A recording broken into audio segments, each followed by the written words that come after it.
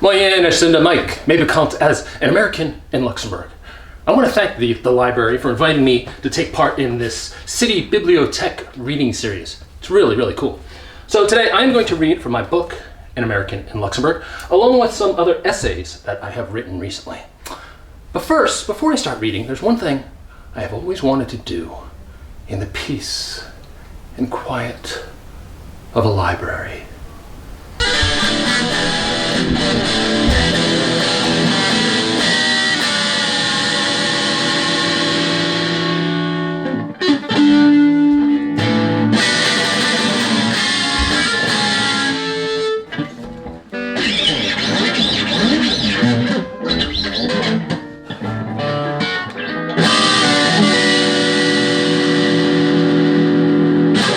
This one is called Language Choices.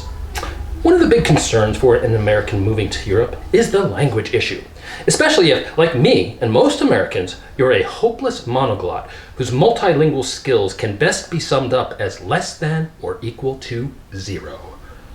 The typical American is faced with several choices on how best to navigate Luxembourg's lingual landscape. He or she can, 1, continue to speak only English, but do so loudly and while adding wild hand gesticulations and exaggerated facial expression for emphasis. Not that this is useful to Luxembourgers. They're the most bilingual folks in Europe and speak English as well as anyone. But go ahead and do it anyway. It gives them a good laugh. Choice number 2, learn French. Americans love French because to them it's so incredibly sexy sounding. You say pretty much any sentence in French. For example, j'ai besoin d'une nouvelle paire de lacettes. I need a new pair of shoelaces. And to an American, it sounds as if you're making plans to meet your lover for a forbidden tryst in the shadow of the Eiffel Tower. I won't bore you right now with the details of my struggles to try to learn and speak French. Like the time I tried to use French to ask a grocery store checker for a plastic bag. Un sachet, I intended to ask. But instead I said, enchanté, which means nice to meet you. To which the confused checker smiled, but didn't offer a bag. So I repeated this request, but louder and while pointing at the bags. Enchanté, enchanté, enchanté. It was only days later that I realized I'd been pointing at a stack of plastic bags and saying, nice to meet you, nice to meet you, nice to meet you. Choice number 3, learn German. Long ago, I studied German for 2 years when I was a teenager, so I figured that I had a leg up on lingual integration into Luxembourg. Yeah, nice thought. In reality, I lived in Luxembourg City for more than a year before hearing a single word of spoken German. And that was only when some Deutschland tourist stopped me in Place d'Armes and asked, Entschuldigung, wo ist the Pizza Hut? Choice number 4, learn Luxembourgish. Before I moved here, I Googled the heck out of Luxembourg. I came away with the impression that Luxembourgish was an obscure, rarely spoken dialect. But of course, that's not true. And with the increasing number of foreigners moving to Luxembourg, more and more people are learning Luxembourgish all the time, including me. I signed up for my first Luxembourgish class after I'd been living in Luxembourg for about a year. And one of the first things I learned was the Luxembourgish phrase for this is. It's dat ass. This impressed me and convinced me that I had chosen to pursue the right language. French might be the language of love, but only Luxembourgish is the language of dat ass. This one's called What's in a Name. If a friend says to you, meet me in Erpeldage, how would you know where to go? For there are 3, that's right, 3 towns in Luxembourg named Erpeldage. Given that Luxembourg is just under 1,000 square miles in size, that works out to roughly 1 Erpeldage for every 333 square miles. Which means that if Luxembourg were the size of the United States, the US would have 10,606 Erpeldages. Dang, that's a whole lot of Erpeldages. Now, let's say you happen to be enrolling Luxembourg when your friend tells you to meet them in Erpeldage. And for the purposes of our discussion, you need to take a cab to meet them there. Also, for the purposes of our discussion, you are incredibly wealthy and do not bat an eye at Luxembourg's cab fares. You can't just call the cab company and say, I'm enrolling. I need a ride to Erpeldage. You need to be more specific because not only are there 3 Erpeldages, but guess what? There are 3 rollings in Luxembourg too. Thus, a cab ride from Rolling to Erpeldange could describe any of 9 different routes. From a 75-kilometer wallet-draining schlep between the Rolling down near Remisch to the Erpeldange up near Wiltz, to a rarely reasonable fare down near the Moselle, where the Rolling and Erpeldange are only about a kilometer apart. Turns out this is not just a Rolling Erpeldange conundrum.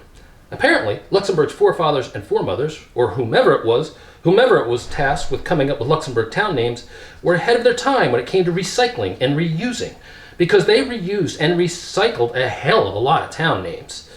Along with 3 Erpeldanges and 3 Rollings, 3 routes too, Luxembourg has 2 Fischbachs, 2 Bachholzes, 2 Bokels, 2 Bierges, and 2 Bergs. There's also a Biergeberg, 2 Hosterts too, as well as 2 Dullums and 2 Brooks, and of course 2 Esches and 2 Weilers and an Esch Weiler. Not to mention a Heiderscheid, and a Heiderscheider Grund, plus a Noordange, a Noortrange, and a Noordzange, a Niederanven and a Niederonven too, an Oberonven and an Oberonven, plus a Rumelage and a Rumelage. Also, a Toodler. I just like the look and sound of that Toodler. Toodler puts me in mind of a yodeling toddler, who perhaps in days of yore roamed the fields and forests up north yodeling tunes about toads. There are a lot of Luxembourg towns and villages I like the look and sound of, and not just the obvious ones like Arstorff, Pissange, and Dickweiler. Nidderfillen sounds like something that frisky teens get up to. Maybe it starts innocently enough with a little Uberfeeling, but then leads to Nidderfeeling and perhaps even Diddling. In this case, extreme care must be taken, lest it lead to an eventual Toodler. Biggelbach sounds like a game you play at children's birthday parties. Perhaps a birthday party for a Toodler? Folkendang sounds like a nice, clean alternative to using the F word in frustration or anger. Oh, Folkendang, you might exclaim. Herpeldang sounds like just the opposite, something you exclaim in moments of joy. Holy Herpeldang! But my favorite town name is out of a lovely hillside village in the north, Schlindermanderscheid. Its 21 letters spread across 5 syllables make it the longest, most epic town name in Luxembourg. I admit to being a bit of a map nerd, forever drawn to quirks of cartography, and can often be found pedaling my bike throughout the Grand Duchy in search of one quirk or another. When I first came across the Schlindermanderscheid town sign, a name so long it had to be broken in 2 with Schlinder up top, Manderscheid below, I fairly broke down and cried. But I guess that growing up in Schlindermanderscheid can have its disadvantages, at least according to someone I know who grew up there and with whom I recently spoke. Whenever I had to fill out a form at school, he told me, it was such a pain because it has so many letters. S, C, H, L, it would take forever, he said. And most forms don't have enough spaces for the letters. I always used to wish I lived in L. 3 letters, that's it. That's right, Luxembourg has a town called L, too. Funny to think that growing up in Schlindermanderscheid can make someone want to go straight to L. So this next one, this is an essay that I wrote in May 2020. So we were right in the heart of lockdown for COVID. Okay. Where I live, I have a view onto Park Merle, which has been closed for almost 2 months now. This is a bummer, but understandable given the pandemic situation that is our collective reality. I do wonder, however, if the powers that be had any idea how the park's closing would affect the park's ducks. For what I've noticed during my many hours spent staring out my kitchen window during these days of Blythe Doheen is that Park Merle's ducks have turned into penguins. That is, they no longer fly, they walk everywhere.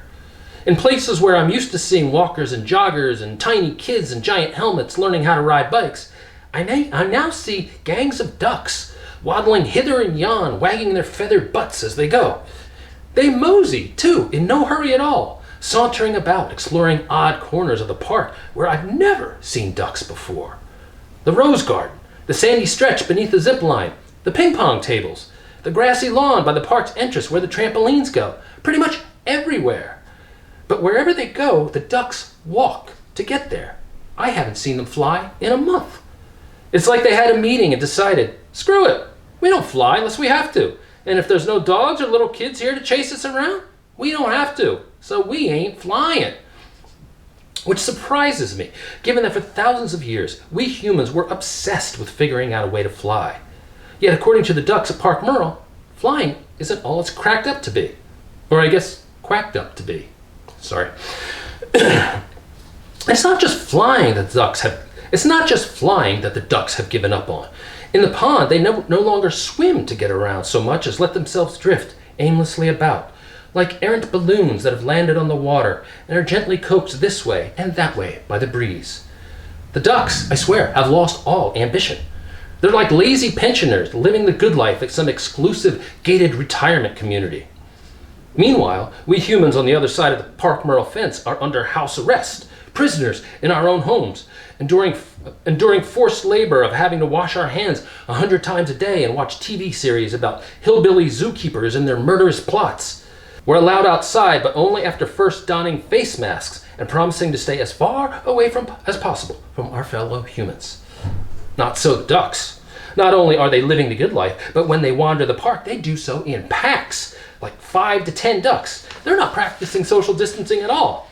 I'd go so far as to say that some of the ducks seem to take a certain pleasure in rubbing their nose in the fact that they can hang out with their friends whenever they want to, but we humans can't.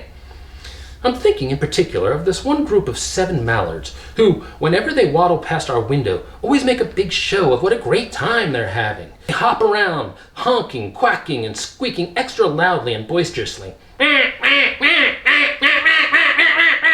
It's like they're laughing at us and our human pandemic predicament. Well, laugh now, ducks, I say, because soon enough, those Park Merle gates are going to swing wide open, and we humans are coming through. And we're bringing our dogs, and our toddlers, and our basketballs, and our bicycles, and our remote control toy cars, and our frisbees, and our footballs, and our exercise classes, and everything, and everyone. And Park Merle is going to be crawling with us just like before. And I hate to break it to you, ducky ducks, but you're going to have to say goodbye to your good life. I just hope for your all's sake that you still have some memory of how to fly. Because you're gonna need it. This one is called Muffin Man. I'm a muffin dude. Donuts do nothing for me. In fact, I think they're kind of icky. But muffins, j'adore muffins. As they say in Luxembourgish, esh hu muffins ganz gare. My love is diverse, too. Poppy seed, almond poppy seed, blueberry, raspberry, crumble, maybe something with a sort of creamy cheesy thing going on, or with nuts or chocolate or whatevs. It doesn't matter, it's all good. Just line them up and I'll knock them down, no problem. Thing is, I rarely see muffins in Luxembourg. Bakery offerings here are more of the croissantish or flaky pocket turnover type variety, or of the downright strange. I'm thinking in particular of the pâté Riesling, an upsetting capsule-shaped thing that sports what looks like a gelatinous human eyeball staring right up at you. So it was a pleasant surprise one morning when on my way to the train station, I spied some sort of chocolatey Nutella-filled muffin for sale at the corner of Brioche Dorée. Quickly coughing up a couple euros, I took ownership of said muffin and basked in its wondrous glory, its hardiness and heaviness, its creamy, chocolatey, gooey goodness, its just sheer all-around muffinness. This was a big muffin, this one, nearly as big as my head. I'll not need lunch or dinner, I thought to myself, as I headed to the train station where I needed to purchase tickets for an upcoming mountain bike adventure in Switzerland. Inside at the train station's international counter, I commenced my chatty ways with the super helpful, super patient young man behind the plexiglass. Finishing the final morsels of my tasty, if a bit messy, muffin, I explained what I needed. Fare for myself and a bike to Davos, and told him how excited I was to see the Alps for the first time. I shared also my concerns about having to switch trains twice and of never having traveled so far by train with a bike. Is it safe? I mean, do I need to lock my bike? I asked, leaning close to the plexiglass so that he could not only hear me, but also read my visage. No, all is okay, he assured me. Showing me my ticket, he pointed to the seat number. See, I put you right next to your bike. Everything will be fine. I immediately felt at ease. As the young man continued printing out the rest of my tickets, I leaned sideways against the counters so as to eye the dozen or so people waiting to purchase their tickets in the adjacent lines. Look at us, I thought to myself. We're all one. Sophisticated world travelers, hopping trains here and there to visit the vast, far reaches of Europe. Is this the coolest thing in the world, or what? After paying for my tickets, I said goodbye to my personal CFL representative, as I referred to him in my mind, and I headed home on the bus. I felt that nice buzz of excitement for an upcoming trip, and as I sat there, I ruminated about how travel really does expand one's horizons and gives one a better understanding of the world and the people in it. I travel much more than I used to, and so I definitely feel that I have a better understanding of and empathy for my fellow man and woman. I ruminated too about how when I was back at the train station and observing folks in the adjacent lines, that I noticed a couple people do double takes when our eyes met. They probably recognized me from my American and Luxembourg Facebook page, I reasoned. I had wanted to show that I understood them, and so I nodded to them, as if to say, yes, I am he, an American in Luxembourg. But see, I'm not stuck up. I'm just like you and me. Then again, maybe not. My guess is that other people are not nearly as sloppy as I am when eating big, giant, gooey muffins. For when I got home and took off my coat, I caught a glimpse of myself in the hallway mirror and was stopped dead in my tracks. I had chocolatey Nutella goodness smeared over 2/3 of my face, from my chin to my bottom lip and across my right cheek. There was even some on my forehead and my left eyebrow. I looked like a Maori warrior tattooed up and ready for battle. Maybe the dearth of muffins in Luxembourg isn't a bad thing after all. So thanks a lot for watching. If for more, you can follow me on Facebook, Instagram, YouTube. It's all An American in Luxembourg. Just put that in. And remember, you can still come to the library on the ground floor, and you can reserve books. So thanks again. Addy ciao. Tip top.